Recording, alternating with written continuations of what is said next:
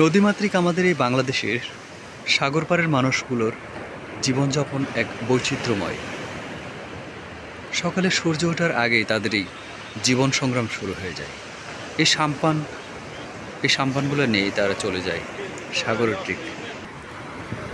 ঠিক মধ্য সাগরে তারা চলে যায় মৎস্য শিকারের উদ্দেশ্যে, এবং প্রতিদিন তারা শিকার করে থাকে নানান প্রজাতির সামুদ্রিক মাছ, এবং এই মাছগুলো নিয়েই তাদের জীবন ও জীবিকা।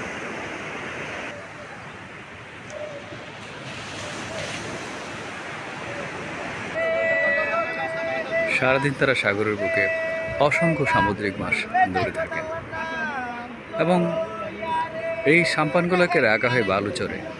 বালুচর থেকে আস্তে আস্তে নিয়ে যাওয়া হয় সাগরের গভীর জলে।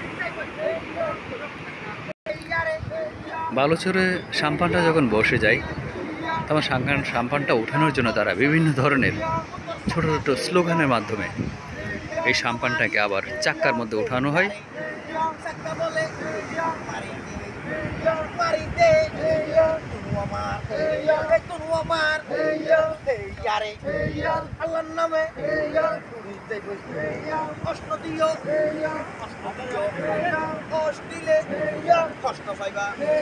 কষ্ট পাইবা চুর করি খেলাম মারো আল্লাহর নামে উড়ি যাইবই ইয়ারে কানা বলতেছ না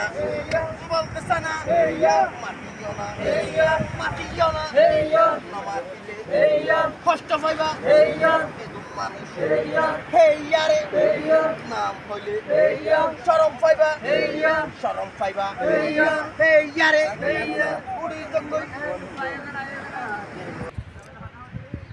এভাবে হেইয়ার তালে তালে সাম্পানগুলোকে তারা সাগর পাড়ে বালুচরে এনে তারপরে আবার এগুলাকে নতুনভাবে কোনো সমস্যা হলে রিপেয়ার করে আবার গভীর সমুদ্রে চলে যায়।